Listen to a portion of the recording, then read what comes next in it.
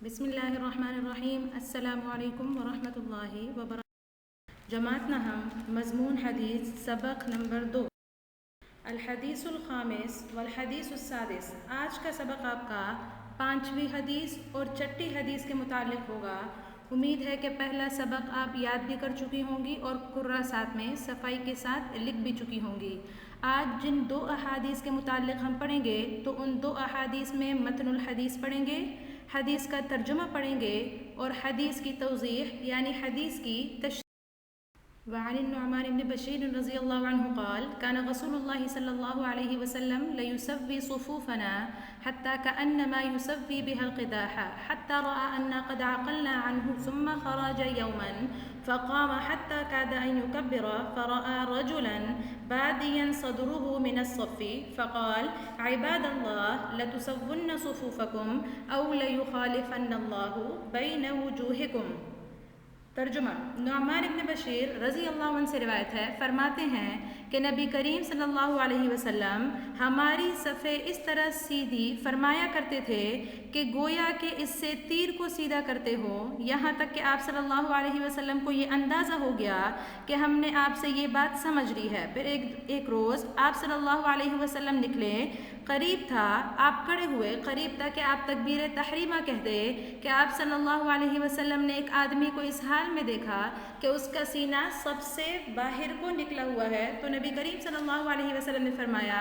اللہ کے بندو تم اپنے صفوف کو، اپنی صفوں کو سیدھا رکھا کرو، یا تو اللہ تعالیٰ تمہارے چہروں کے درمیان اختلاف ڈال دے گا، اختلاف پیدا کر دے گا۔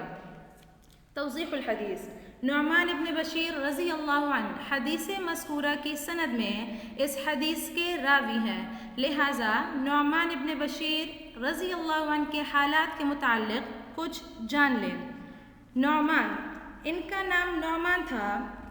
والد کا نام بشیر، والدہ کا نام عمرہ بنت رواحہ،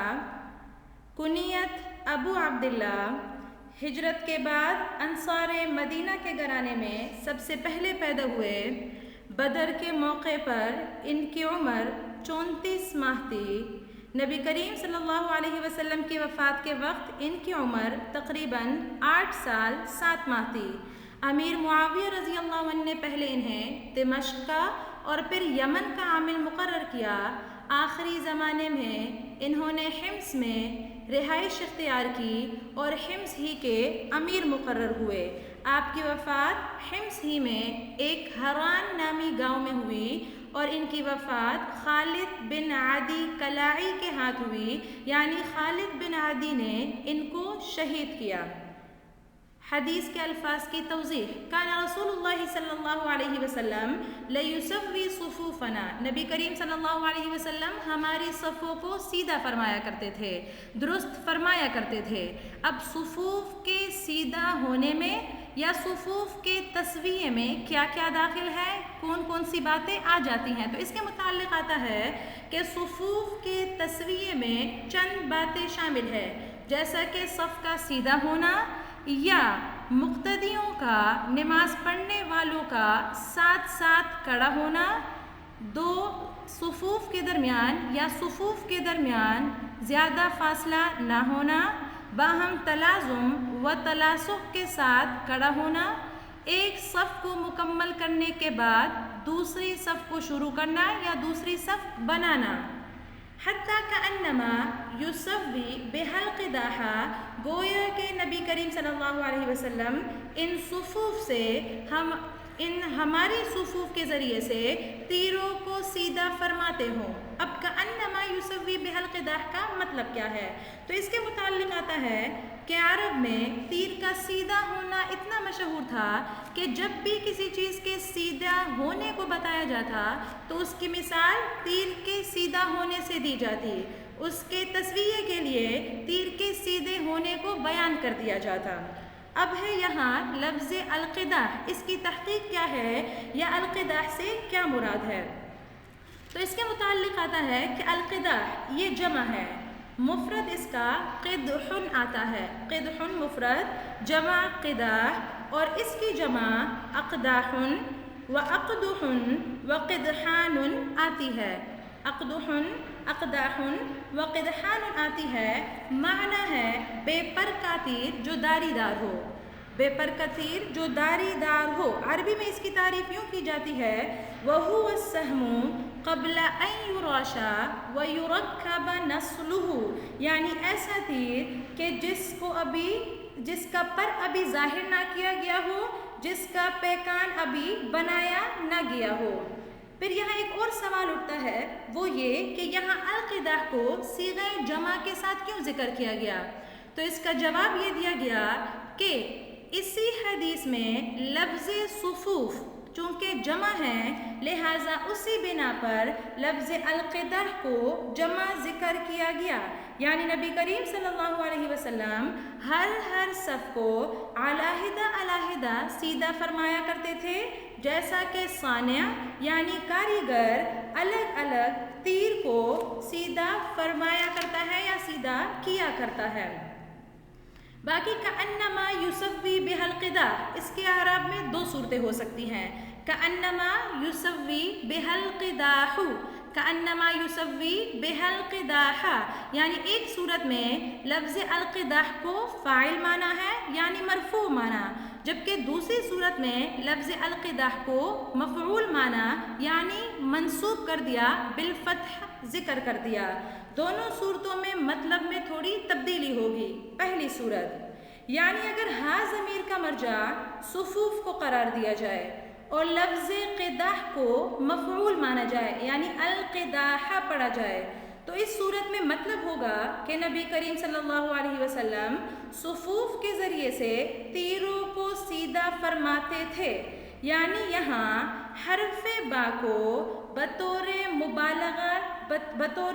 اسم اعلیٰ کے لایا گیا ہے، حرف با کو بطور اسم اعلیٰ کے لایا گیا۔ دوسری صورت اگر لفظ القداح کو فاعل مانے یعنی القداح پڑھے، تو اس صورت میں مطلب ہوگا کہ نبی کریم صلی اللہ علیہ وسلم ہمارے صفوف کو تیروں سے سیدھا فرماتے تھے، ایسا معلوم ہوتا تھا گویا کہ ہماری صفوں کو تیروں سے سیدھا کیا جا رہا ہو۔ اس صورت میں یہ مبالغہ پر محمول ہوگا، یہاں مبالغہ مراد ہوگا، یعنی ہمارے صفوف کے تسویے میں نبی کریم صلی اللہ علیہ وسلم اتنے اہتمام سے کام لیتے تھے کہ گویا کہ ان صفوف سے تیروں کو سیدھا کیا جانا مقصود ہو۔ حتیٰ رأى، یہاں تک کہ نبی کریم صلی اللہ علیہ وسلم جب ہمیں روز سمجھاتے تھے اور انہیں علم ہو گیا، انہیں اندازہ ہو گیا انا قد عقلنا عنہ، کہ ہم یہ طریقہ، یہ تسویہ کا طریقہ ہم ان سے سیکھ چکے ہیں، ہم سمجھ چکے ہیں، ثم خرج یوما، پھر ایک روز وہ نکلے یعنی امامت کے لیے اپنے حجرے سے باہر تشریف لائیں، فقاما، کھڑے ہوئے یعنی امامت کے لیے آگے بڑھیں، حتی کاد ان یکبرا، قریب تھا کہ وہ تکبیر تحریمہ کہتے یعنی نماز کا آغاز کرتے، فرآ رجلا بادیا صدرہ من الصف، تو نبی کریم صلی اللہ علیہ وسلم نے ایک شخص کو دیکھا کہ جس کا سینہ صف سے باہر نکلا ہوا ہے، یعنی وہ تلازم و تناسب کے ساتھ برابری کے ساتھ نہیں کھڑا ہوا، اس کی وجہ سے صفوف کا تسویہ باقی نہیں رہا، تو لہٰذا اس موقع پر نبی کریم صلی اللہ علیہ وسلم نے فرمایا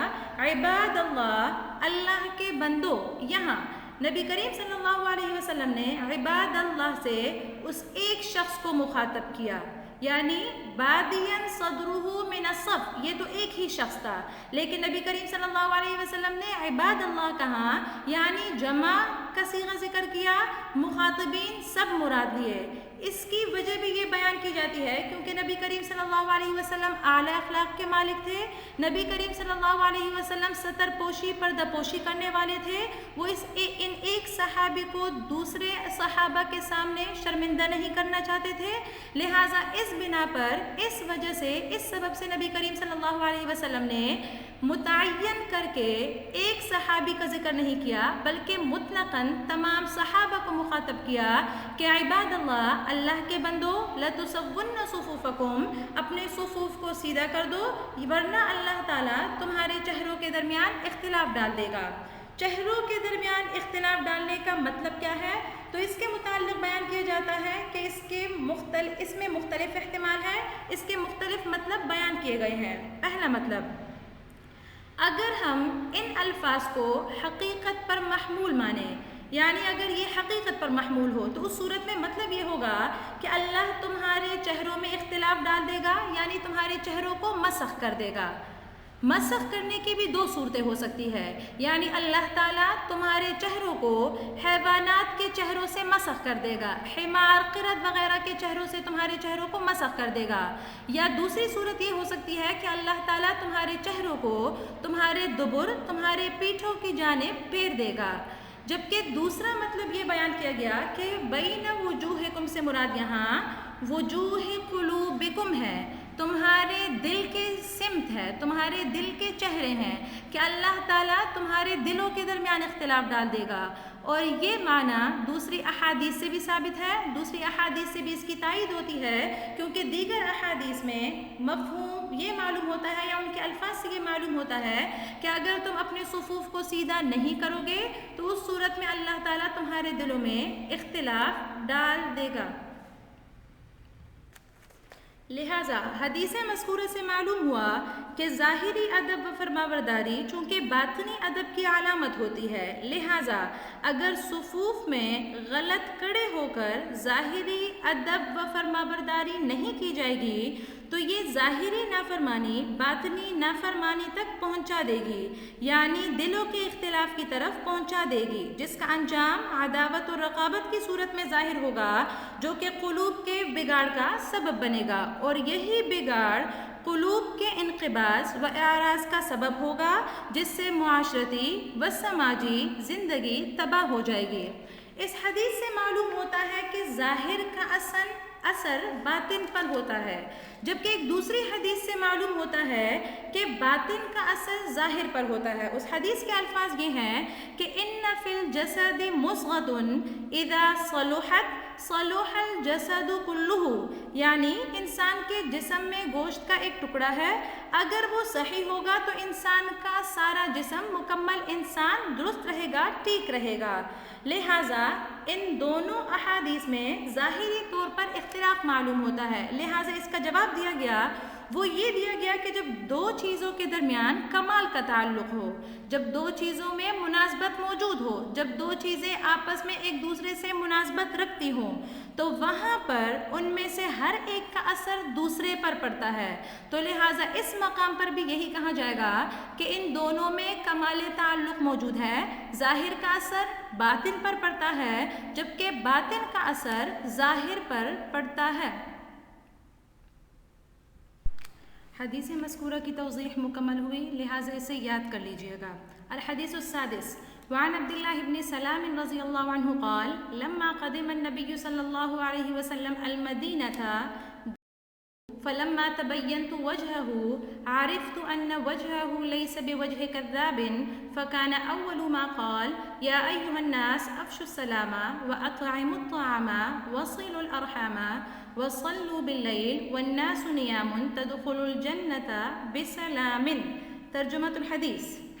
عبداللہ بن سلام رضی اللہ عنہ سے روایت ہے، فرماتے ہیں کہ نبی کریم صلی اللہ علیہ وسلم جب مدینہ تشریف لائے تو میں آپ صلی اللہ علیہ وسلم کی خدمت میں حاضر ہوا، چنانچہ جب میں نے آپ کا چہرہ مبارک دیکھا